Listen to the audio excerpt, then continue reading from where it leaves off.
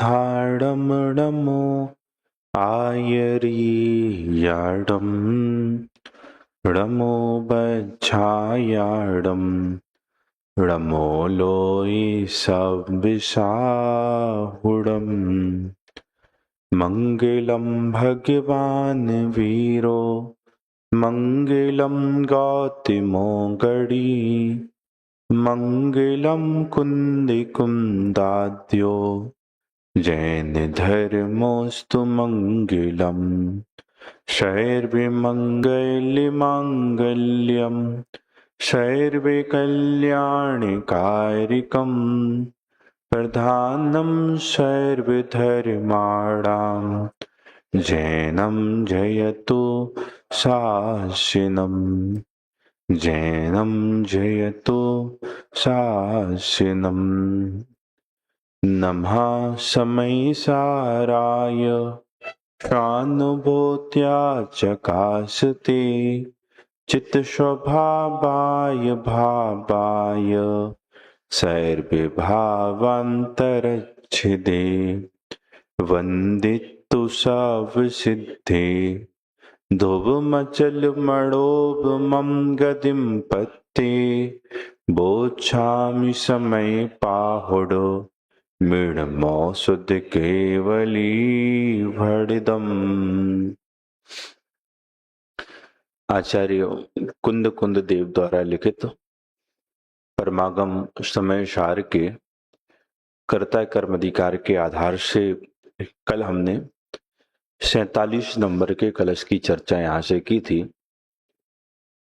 47 number के कलश में आचार्य भगवान ने उस सम्य ज्ञान ज्योति की महिमा पुनः स्थापित की है जिसको मंगलाचरण में याद किया था।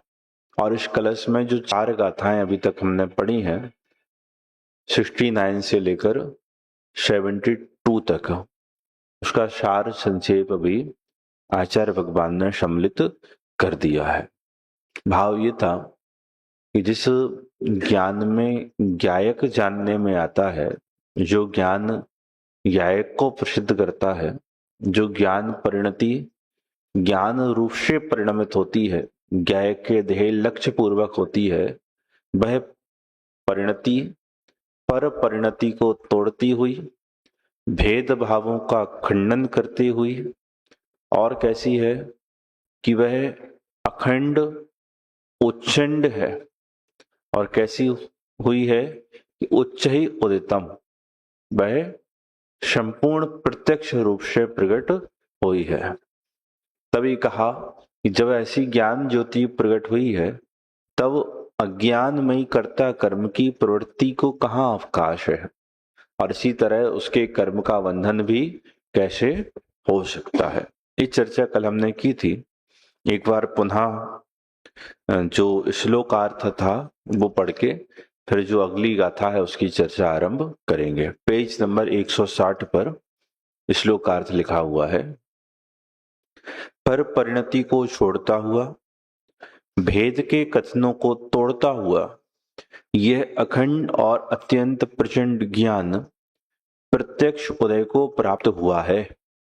अहो, ऐसे ज्ञान में कर्ता कर्म की प्रवृत्ति का अवकाश कैसे हो सकता है तथा पौद्गलिक कर्म बंध भी कैसे हो सकता है? कदापि नहीं हो सकता। ज्ञेयों के निमित्त से तथा क्षेपसम के विशेष से ज्ञान में जो अनेक खंड रूप आकार प्रतिभाषित होते थे, उनसे रहित ज्ञान मात्र आकार अब अनुभव में आया, इसलिए ज्ञान को अखंड विशेषण दिया है। मति ज्ञान आदि जो अनेक भेद कहे जाते थे, उन्हें दूर करता हुआ उदय को प्राप्त हुआ है, इसलिए भेद के कथनों को तोड़ता हुआ ऐसा कहा है। पर के निमित्त से रागादि रूप परिणमित होता था, उस परिणति को छोड़ता हुआ उदय को प्राप्त हुआ, इसलिए पर परिणति को छोड़ता हुआ ऐसा कहा है। पर के निमित्त से रागादि रूप परिणमित नहीं होता, बलवान है, इसलिए अत्यंत प्रचंड कहा है। भावार्थ देखिए, कर्म बंध तो अज्ञान से हुई कर्ता कर्म की प्रवृत्ति से था, अब जब भेदभाव को और पर परिणति को दूर करके एकाकार ज्ञान प्रकट हुआ, तब भेद रूप कारक की प्रवृत्ति मिट गई। तब फिर अब बंध किस लिए होगा? अर्थात नहीं होगा। इतनी चर्चा अभी तक हमने की है।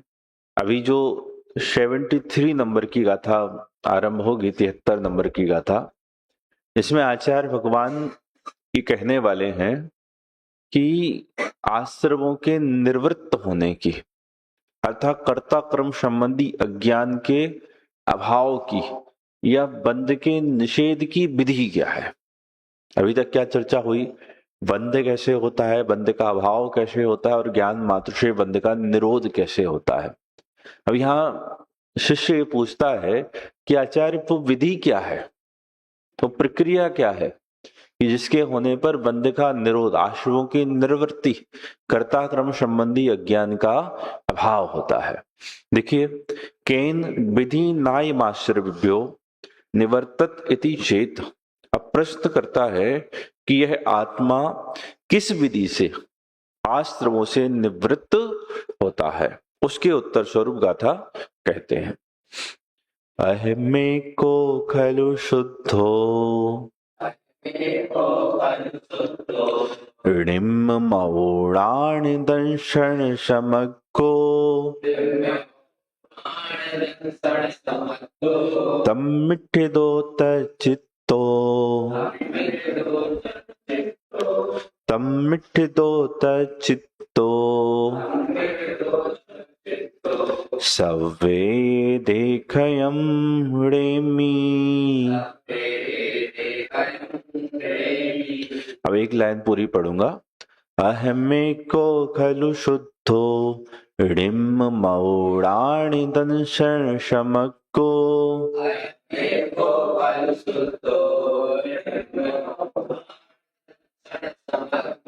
तम्मिठिदो तच्चित्तो शवे देखयं रेमी।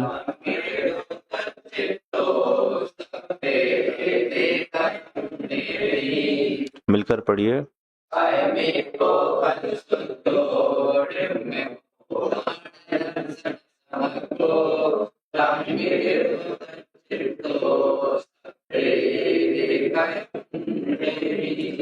मैं एक सोधि मम तो ही निरु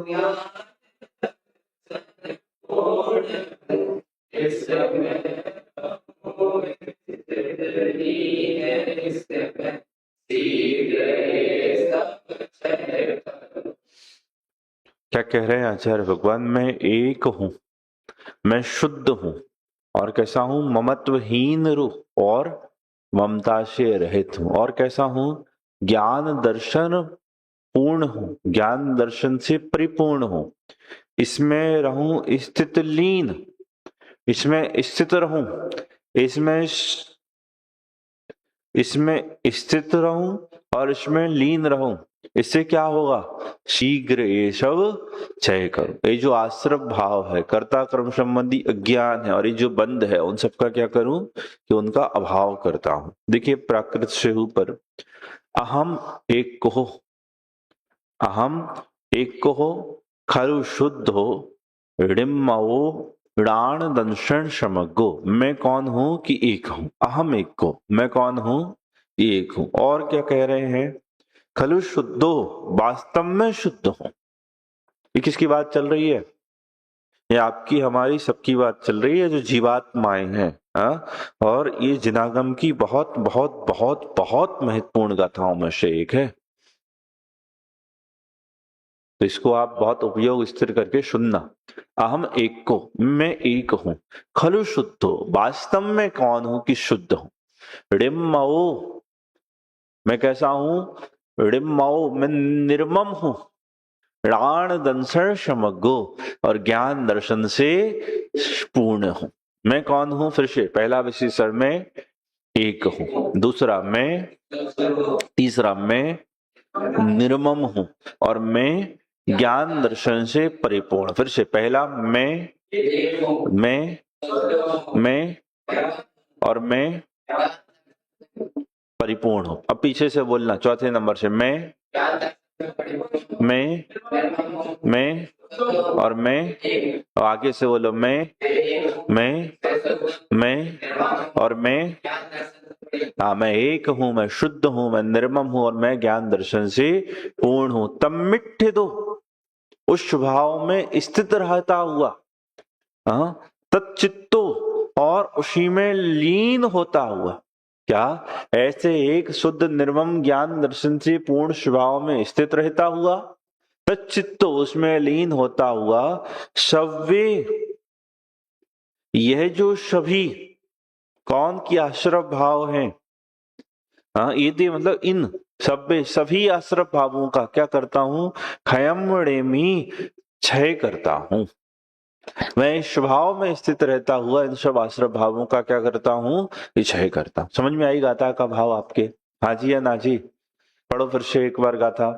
अहमे को खलु शुद्धो रिम मौड़ाण दंशन शमको।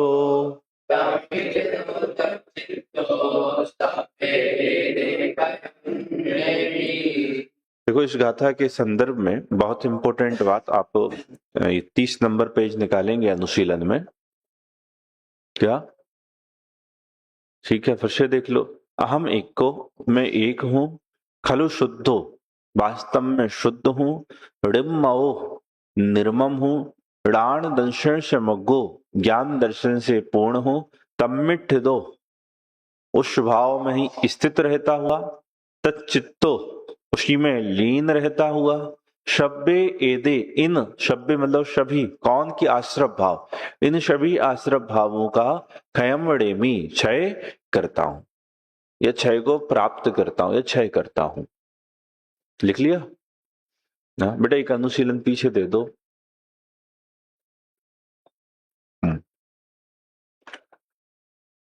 निकालिए जरा, 30 नंबर पेज निकालिए, निकाल लिया? सबसे अंतिम पैराग्राफ देखो।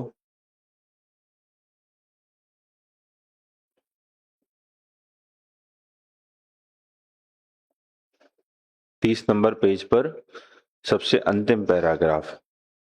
यह गाथा समय सार की अत्यंत महत्वपूर्ण गाथाओं में से एक गाथा है। इसमें जिनागम का सार भर दिया है, आत्मा के अनुभव की विधि बताई गई। क्या क्या बता रहे हैं इस गाथा में? अनुभव होने की प्रक्रिया समझाई, आत्मा का अनुभव किस विधि से होता है, आत्मानुभूति की प्रक्रिया क्या है। इस गाथा की प्रथम पंक्ति में दृष्टि के विषयभूत एवं ध्यान के ध्येय रूप आत्मा का स्वरूप समझाया गया है। कौन है दृष्टि का विषयभूत, ध्यान का ध्येय? एक शुद्ध निर्मम ज्ञान दर्शन से परिपूर्ण आत्मा। और दूसरी पंक्ति में उस आत्मा में स्थिरता और लीनता की महिमा बताई गई है। गाथा की पहली पंक्ति में द्रव्य स्वभाव की बात है और दूसरी पंक्ति में उसके अनुभव की बात है। आत्मा के आश्रय से उत्पन्न हुई निर्मल पर्याय की बात है। पहली पंक्ति में निज भगवान आत्मा की बात है और दूसरी पंक्ति में उसी भगवान आत्मा में स्थिर और लीन होने की बात है। पहली पंक्ति मन निर्जरा मोक्ष तत्व प्रकट होते, उसकी बात कर रहे हैं।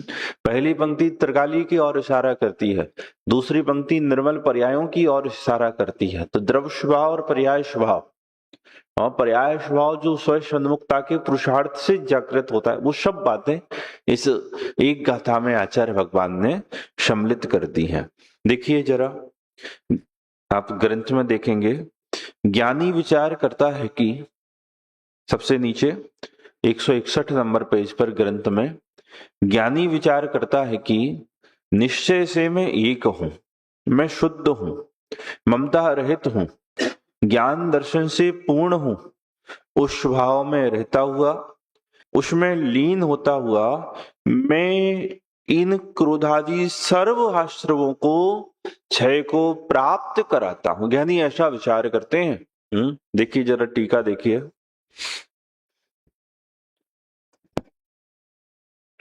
देखो टीका में आचार्य अमृत चंद्र देव ने एक एक विशेषण का बड़ा सुंदर खुलासा किया। क्या क्या विशेषण आए? मैं कौन हूं, तो यहां बता रहे हैं पहले मैं कौन हूं, पहले मैं की विशेषताएं बतलाएंगे, उसके बाद एक की विशेषताएं बतलाएंगे, उसके बाद शुद्ध की विशेषताएं बतलाएंगे, निर्मम की विशेषताएं बतलाएंगे, और ज्ञान दर्शन कौन है तो ज्ञान दर्शन का स्वरूप कहेंगे। तो क्या क्या? मैं, एक, शुद्ध, निर्मम, ज्ञान, इन सब की बात यह टीका में आचार्य अमृत चंद्र देव कर रहे हैं। अच्छा, ऐसी ही कोई गाथा आपने पहले कभी पढ़ी है? कौन सी? निकालो जरा 49 नंबर की गाथा, एक बार वो गाथा भी आप पढ़ लो।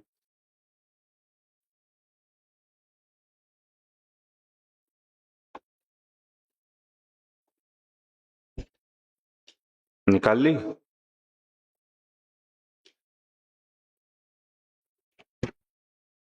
हम्म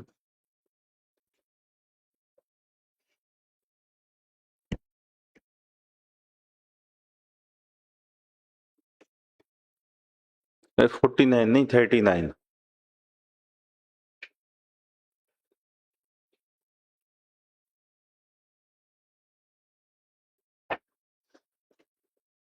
मिल गई?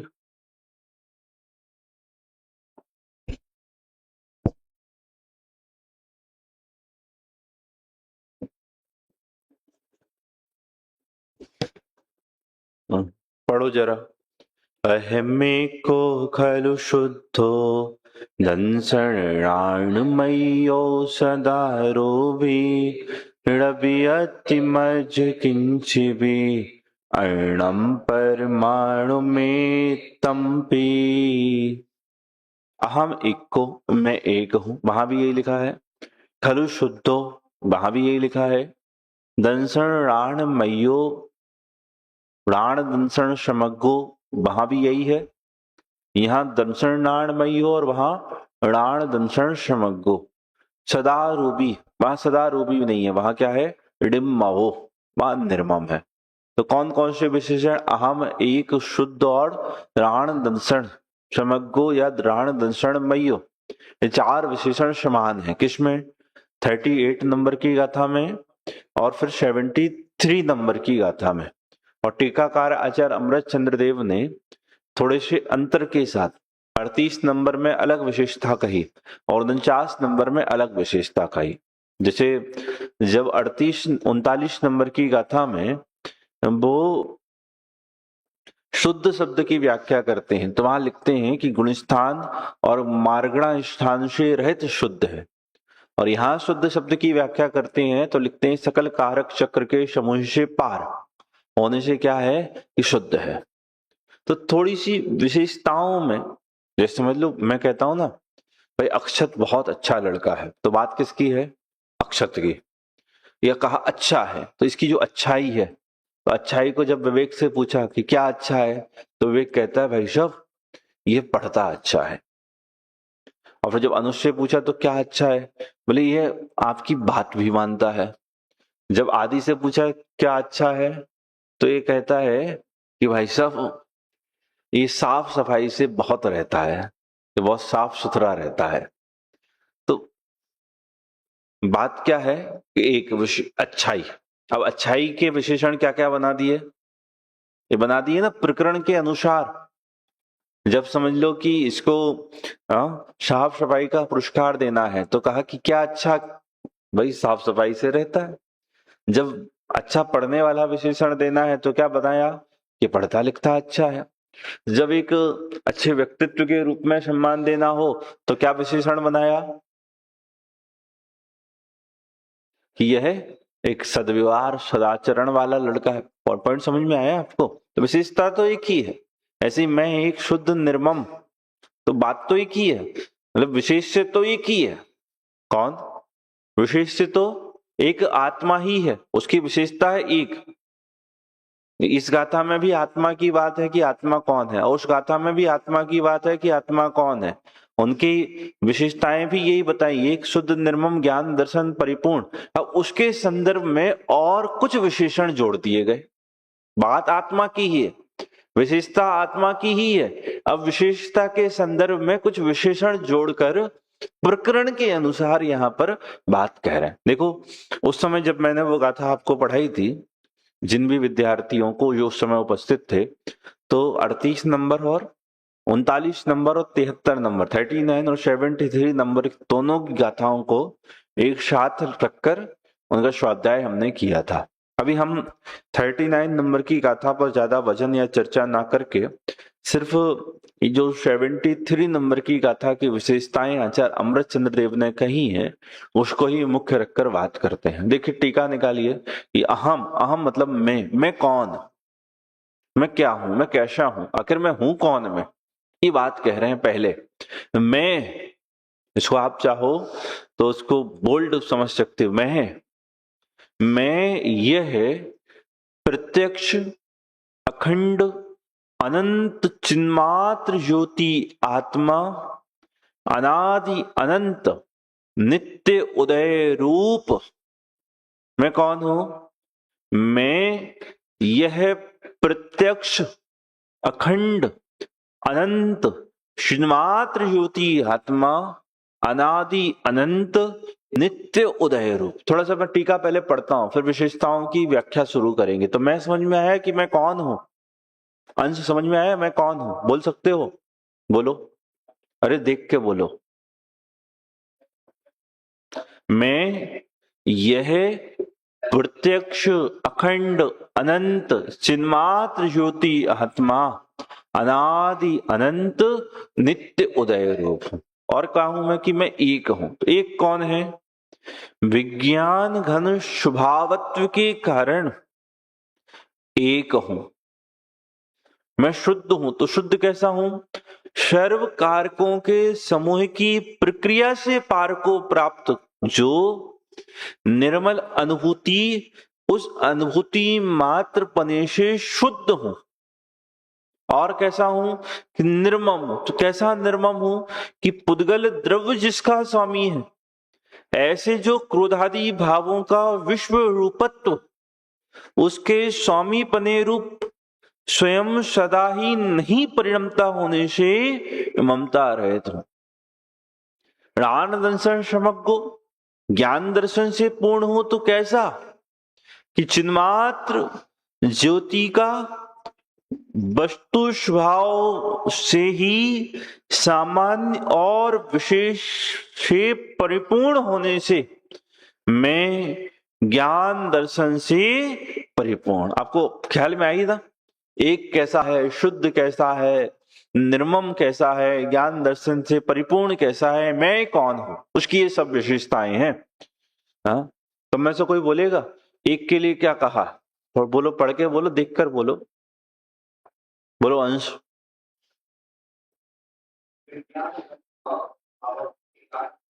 हाँ, विज्ञान घन स्वभाव भावत्व के कारण एक। निर्मम के लिए क्या कहा है? बोलो विशेष।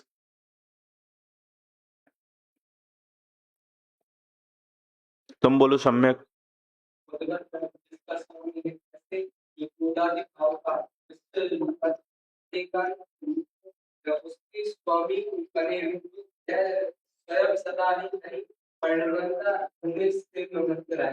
हाँ, ज्ञान दर्शन हूं से पूर्ण हूं, इसके लिए क्या लिखा है? बोलो अर्पित। आत्मा का वस्तु स्वभाव से सामान्य और विशेष से परिपूर्ण होने से मैं ज्ञान दर्शन। हाँ विवेक, बोलो शुद्ध के लिए क्या लिखा है?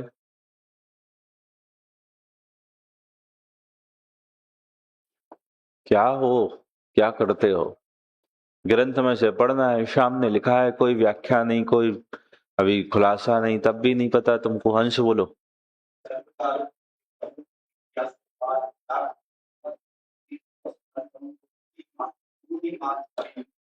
हाँ, सर्व कारकों के समूह की प्रक्रिया से प्राप्त जो जो निर्मल अनुभूति, उस अनुभूति मात्र बने से शुद्ध हूं। तो कितने विशेषणों की चर्चा हुई, बोल सकते हो विवेक? बोलो।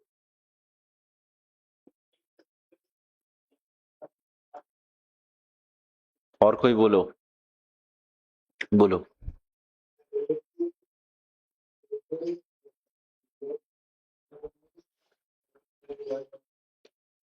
परिपूर्ण। देखिए पहले लिख रहे हैं कि मैं यह प्रत्यक्ष में कौन हूं, ये जो आत्मा है ये आत्मा कौन है, बोले यह प्रत्यक्ष अनुभव गम्य है, प्रत्यक्ष अनुभूति का विषय है। हाँ, कितने ही लोग ये कहते हैं ना कि आत्मा बड़ा सूक्ष्म है, आत्मा को जान नहीं सकते, आत्मा को देख नहीं सकते। हाँ, ये तो बड़ा सूक्ष्म है। तो आचार्य भगवान स्पष्ट कर रहे हैं ये आत्मा प्रत्यक्ष अनुभूति का विषय है, अगम्य नहीं है। अगम्य नहीं है का मतलब क्या, जानने में नहीं आ सकता, इसको जाना नहीं जा सकता, ये ऐसा नहीं है आत्मा। तो आत्मा कैसा है, ये प्रत्यक्ष। प्रत्यक्ष समझ में आता है। हाँ, थोड़ा सा समझाने के लिए समझना, एक तेज उदाहरण है। जैसे ये जो स्केल है ना, इस स्केल को आप देख सकते हो, जान सकते हो, अनुभव वेदन कर सकते हो ना। हाँ जी, है ना जी। तो क्या ऐसे ही आत्मा को जाना जा सकता है, उसका अनुभव वेदन किया जा सकता है। हाँ, तो क्या अंतर होगा इसके जानने में और आत्मा के जानने में।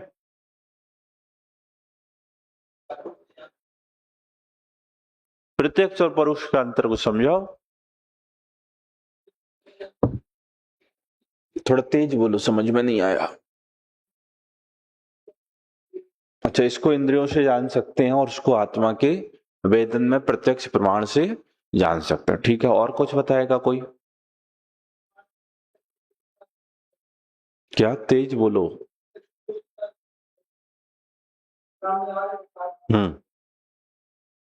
नहीं, और कोई बताएगा। 5 ज्ञान होते हैं ना, 5 ज्ञानों का स्वरूप बताओगे, कौन सा परोक्ष है और कौन सा प्रत्यक्ष है, और क्यों परोक्ष है और क्यों प्रत्यक्ष है। बोर्ड खिसकाओगे जरा, मार्कर इनमें थोड़ी सी स्याही डाल के रखना, चल नहीं रहे अच्छे से।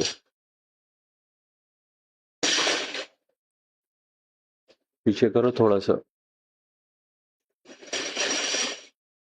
हम्म,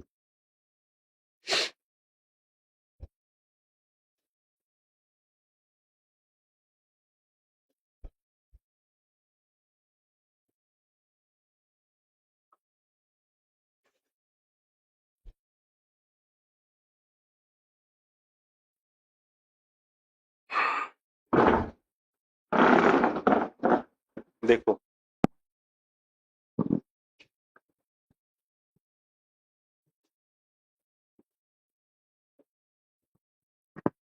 मैं 2 चार्ट यहाँ पर बनाऊंगा।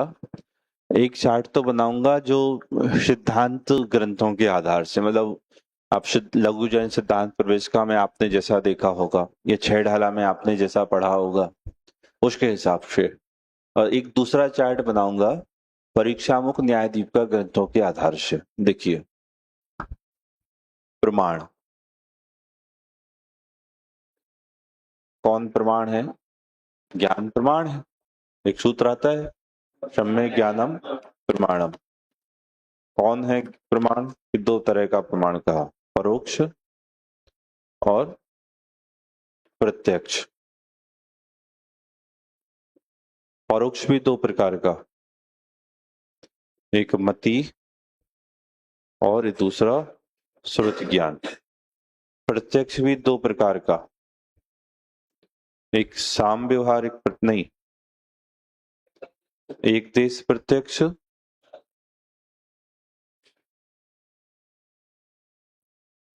और सकल प्रत्यक्ष। ठीक है, अब एक देश प्रत्यक्ष भी 2 प्रकार का, अवधि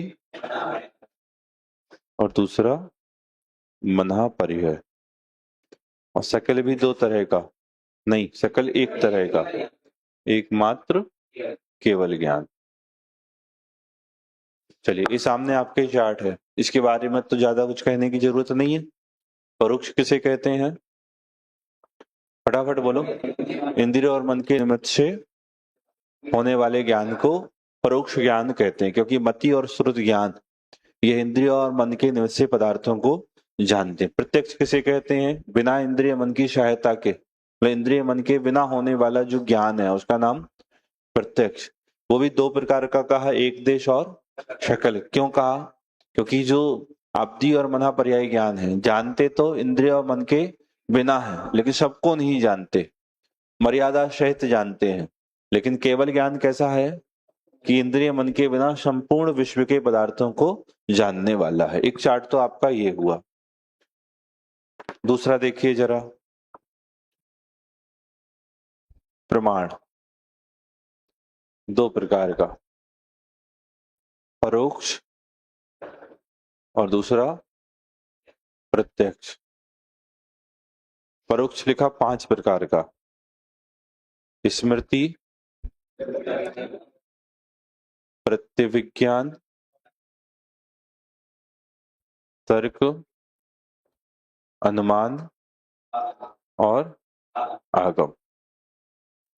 प्रत्यक्ष 2 प्रकार का लिखा, शाम व्यवहारिक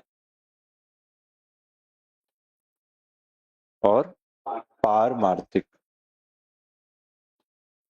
शाम व्यवहारिक 2 प्रकार का, मति और श्रुत।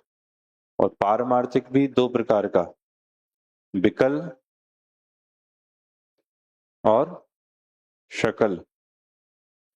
विकल 2 प्रकार का, कौन? अवधि और मना परिहर। और शकल एक केवल ज्ञान। अब यहां मुझे बताओगे कि परोक्ष किसका नाम है और प्रत्यक्ष किसका नाम है? यहां तो आपने परोक्ष किसे कहा था? जो इंद्रिय और मन के निमित्त से जानता है। और प्रत्यक्ष किसे कहा था? जो इंद्रिय मन के सहायता के बिना जानता है। अब वहां आप बताओ कि परोक्ष किसे कहा और प्रत्यक्ष किसे कहा? जल्दी। नहीं, वहां परोक्ष, अच्छा, जो तुम कह रहे हो कि इंद्रिय मन के निमित्त से जाने वो परोक्ष और उसके बिना जाने वो प्रत्यक्ष, तो क्या मति श्रुत ज्ञान बिना इंद्रिय मन के जानते हैं? तो फिर ये प्रत्यक्ष कैसे हो जाएंगे उस परिभाषा के अनुसार? यहां जो न्याय में परोक्ष और प्रत्यक्ष की परिभाषा है, वहां प्रत्यक्ष कहा है विशद ज्ञान को।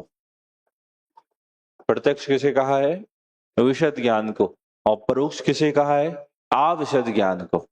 फिर से, विशदम प्रत्यक्षम, और जब विशदम प्रत्यक्षम है तो अविशदम परोक्षम। तो विशद मतलब निर्मल, स्पष्ट जानना, भले इंद्रिय मन से ही क्यों ना जानता हो। यहां पर की सहायता होने से परोक्ष कहा था, लेकिन वहां परोक्ष कैसे कह रहे हैं? स्पष्टता और अनिस्पष्टता की अपेक्षा। जैसे मैं इसको जान रहा हूं, तो ये तो मति श्रुत ज्ञान का विषय बन रहा है। मेरे कैप, ये जो इसका समझ लो कैप है मार्कर का, ये मेरे मति श्रुत ज्ञान का विषय बन रहा है, इंद्रिय मन के निमित्त से जानने में आ रहा है। लेकिन ये मुझे स्पष्ट जानने में आ रहा है। कैसा जानने में आ रहा है? जैसा है वैसा ही मेरे जानने में आ रहा है। इसलिए इसको क्या कहा? विशद का। बात क्लियर हुई, समझ में आई? और स्मृति किसका नाम है? जो प्रत्यक्ष पूर्वक होती है। तो अभी सामने कोई वस्तु है तो है नहीं, वह आगरा, वह लाल किला, वह रसगुल्ला, परोक्ष स्मृति है।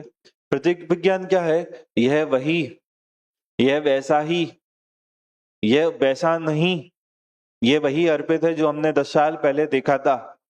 ये प्रत्यक्ष विज्ञान है। तर्क क्या है? व्याप्ति का ज्ञान। और अनुमान क्या है?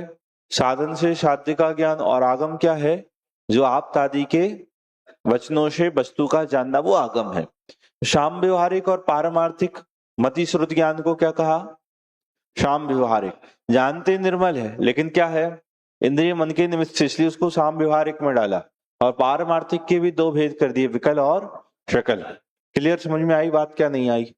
प्रकरण अभी हमारा क्या चल रहा है कि यह जो आत्मा, वहां क्या लिखा था? प्रत्यक्ष शब्द लिखा था। क्या लिखा था? यह आत्मा कैसा है कि प्रत्यक्ष है। अभी जब हमने,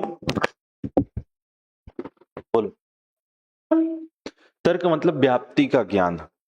व्याप्ति मतलब होने पर होना और नहीं होने पर। जैसे आपने पहले कभी अग्नि देखी थी, क्या देखी थी? अग्नि देखी थी।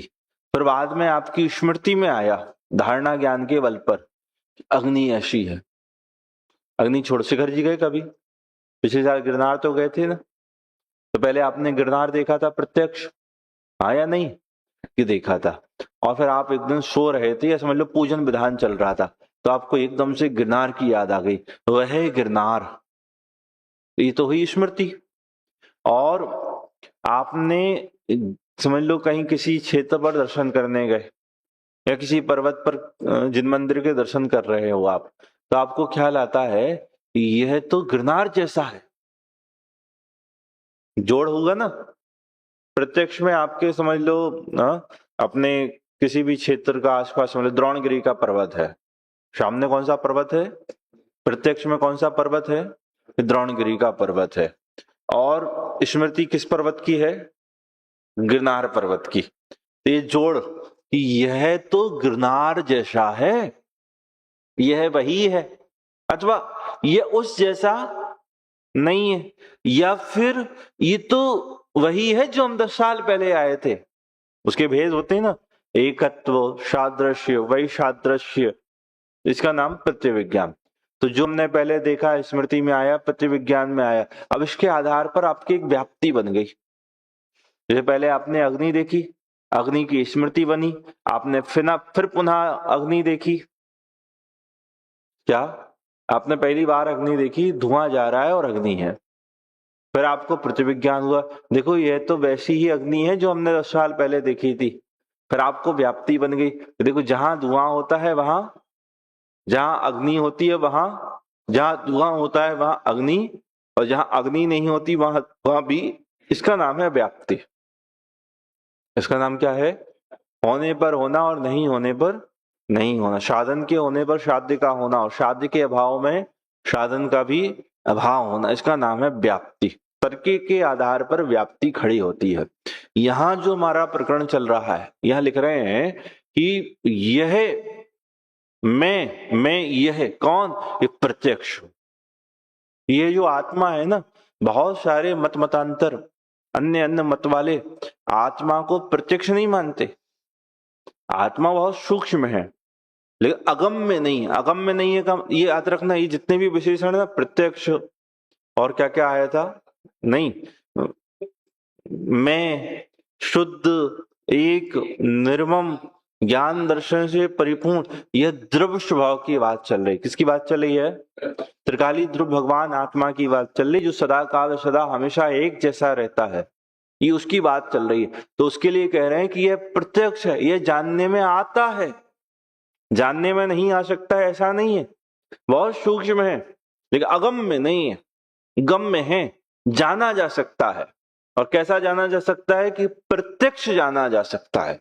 तो केवल ज्ञानी के तो यह प्रत्यक्ष जानने में आता ही है, लेकिन जो सम्यक ज्ञानी धर्मात्मा है, उनके भी यह आत्मा स्वानुभव में प्रत्यक्ष होता है। स्वानुभव में कैसा होता है? प्रत्यक्ष, इसलिए वहां कहते हैं स्वानुभव प्रत्यक्ष है। केवल ज्ञानी के प्रदेश प्रत्यक्ष होता है, और सम्यक दृष्टि के स्वानुभव। क्या अंतर है प्रदेश प्रत्यक्ष और स्वानुभव प्रत्यक्ष में? कि एक किसी अंधे व्यक्ति को रसगुल्ला खिलाया और एक आंख वाले को रसगुल्ला खिलाया, तो दोनों के जानने में जो अंतर है, वैसा ही केवल ज्ञानी के और श्रुत ज्ञानी के आत्मा के वेदन में अंतर है। केवल ज्ञानी के आंख खोलकर रसगुल्ला का जानना हो रहा है, और सम्यक दृष्टि के आंख पर पट्टी बांधकर रसगुल्ले का वेदन। तो जानना तो एक जैसा ही हो रहा ना रसगुल्ले का। बात समझ में आ रही क्या नहीं आ रही है? हाँ जी, हाँ ना जी। तो ये जो मति श्रुत ज्ञान है ना, परोक्ष, ये अनुभव काल में प्रत्यक्ष होते हैं। ये पर पदार्थों को इंद्रिय और मन के निमित्त से जानते हैं, उस समय ये परोक्ष होते हैं। लेकिन जब ये अपने आप को वेदन करते हैं, अपने आप को जानते हैं, अपने अनुभव में तल्लीन होते हैं, उस काल में ये मति श्रुत ज्ञान कैसे होते हैं? प्रत्यक्ष होते हैं। बात समझ में आई क्या नहीं आई? हाँ जी या ना जी? हाँ,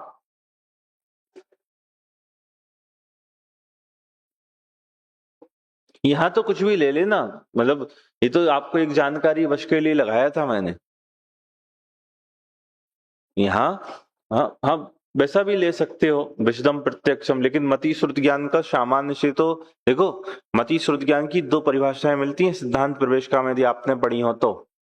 पर को तो इंद्रिय मन की सहायता से जानने में प्रवृत्त होता है, लेकिन जब अपने को जानता है तब इंद्रिय की सहायता से अपने को जानने में प्रवृत्त नहीं होता। अनुभव काल में यह प्रत्यक्ष होता है, इतना समझना। मति श्रुति ज्ञान स्वानुभव काल में कैसा होता है? ये प्रत्यक्ष होता है। और जब पर को जानता है उस समय क्या कहा है? ये परोक्ष कहा है। क्लियर, समझ में आया? हाँ जी या ना जी? तो स्वानुभव काल में कहने का मतलब ये है कि जो ये आत्मा है, ये आत्मा जानने में नहीं आ सकता, ऐसा नहीं है। ये अगम्य नहीं है, ये ज्ञान गम्य है, ये प्रत्यक्ष अनुभूति का विषय। अनुभव में ये जानने में आ सकता है और ज्ञानियों के जानने में आता है। क्लियर, समझ में आई? केवल ज्ञानी तो जान ही रहे हैं, ज्ञानी भी इसको प्रत्यक्ष अनुभूति में जान सकते, इसलिए इसको कहा प्रत्यक्ष है। दूसरा क्या विशेषण दिया? अखंड है। दूसरा क्या विशेषण दे रहे हैं? यह आत्मा कैसा है? अखंड है। अखंड, अखंड का क्या मतलब है? यह अनंत गुणात्मक वस्तु, यह असंख्यात प्रदेशी वस्तु, एक अनंत गुण और अनंत असंख्यात प्रदेश का एक पिंड है। आत्मा वस्तु है ना, द्रव्य जीव। आत्मा जो वस्तु है, द्रव्य जीव, ये जो वस्तु है, इस आत्मा के कितने गुण हैं? क्या अनंत गुण? तो अनंत गुण अलग अलग हैं क्या? अनंत गुण एक पिंड रूप है, अखंड है। ज्ञान, दर्शन, चारित्र, सुख, वीर, जीवत्वादी, ऐसे अनंत गुण, ये अनंत गुण अलग अलग खंड खंड रूप है क्या? ये एक अखंड रूप है? तो आत्मा, ज्ञान, दर्शन, चारित्र ऐसे खंड रूप है या ज्ञान, दर्शन, चारित्र ऐसे अनंत गुणों का एक अखंड पिंड है? अखंड पिंड है ना वस्तु, हाँ या ना? हाँ, इसलिए लिखा यह अखंड है। ये कैसा लिखा है? समझ में आ रहा है विवेक तुम्हारे? हाँ या नहीं? देखो क्या कह रहे हैं, मैं यह प्रत्यक्ष, मैं यह अखंड, यह अनंत गुणों का, अनंत प्रदेशों का एक अखंड पिंड हूं। वस्तु खंड खंड रूप नहीं है, वस्तु भेद रूप नहीं है, वस्तु तो कैसी है? एक अखंड है। यदि ऐसी वस्तु हो जाए तो वस्तु का कोई स्वरूप ना बचे। यदि वस्तु खंड खंड रूप, भेद रूप हो जाए तो फिर वस्तु का कोई स्वरूप ही नहीं बचे। वह अनंत गुणात्मक असंख्यात प्रदेशी एक वस्तु है, एक जीव है। इसलिए क्या कह रहे हैं कि वह अखंड है। और अगला विशेषण लिखा है कि यह अनंत है। अनंत है का मतलब इसमें अनंत गुण है, इसमें असंख्यात प्रदेश है, इसलिए लिखा अनंत। इसकी शक्तियां अनंत है, इसलिए लिखा अनंत है। और कैसा है? चिन्मात्र ज्योति आत्मा। ये क्या है? ये चैतन्य ज्योति मात्र है, ये इसके अलावा और कुछ नहीं है। और अगला लिखा है अनादि अनंत। ये कौन है? अनादि अनंत, अनादि काल से है और अंत काल तक। ये काल की अखंडता की बात है। इसकी बात है क्यों? क्योंकि पर्याय क्षणिक होती, ये कह के पर्यायों का निषेध कर रहे हैं वस्तु में। अनादि अनंत, पर्याय तो क्षणिक है, और अनादि अनंत कहा तो किसका निषेध हो गया? पर्यायों की क्षणिकता का निषेध। वस्तु की क्षणिकता का, पर्याय क्षणिक है, लेकिन यह जो दृष्टि का विषय, ध्यान का विषय, त्रिकाली ध्रुव भगवान आत्मा है, यह क्षणिक नहीं है। ये कैसा है? अनादि काल से है और अंत काल तक, सदा काल। तो काल को तो सम्मिलित किया, लेकिन काल की अखंडता को लिया है। समझ में आ रहा है बात? और अगला लिखा है नित्य उदय रूप।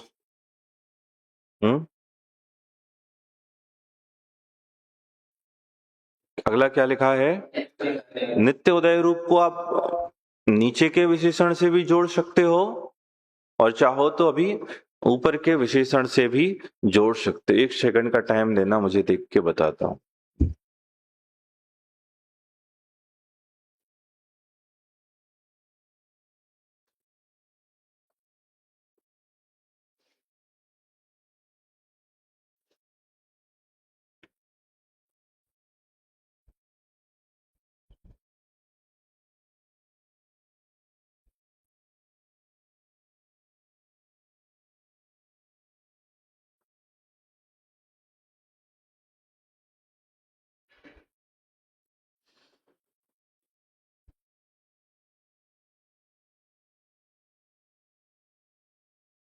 तो यहां एक शब्द में ना, यहां तक लेना है अपने को केवल, आत्मा शब्द तक, कहां तक लेना है?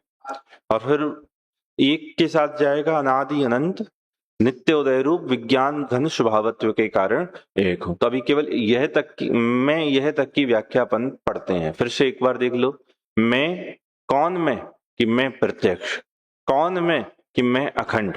कौन मैं? कि मैं अनंत। और कौन मैं? कि चिन्मात्र ज्योति आत्मा। तो मैं यह प्रत्यक्ष अखंड अनंत चिन्मात्र ज्योति आत्मा हूं। समझ में आया? प्रत्यक्ष क्यों कहा? क्योंकि यह जानने में नहीं आए ऐसा नहीं, यह स्वानुभव में प्रत्यक्ष जानने में आता है। किसके?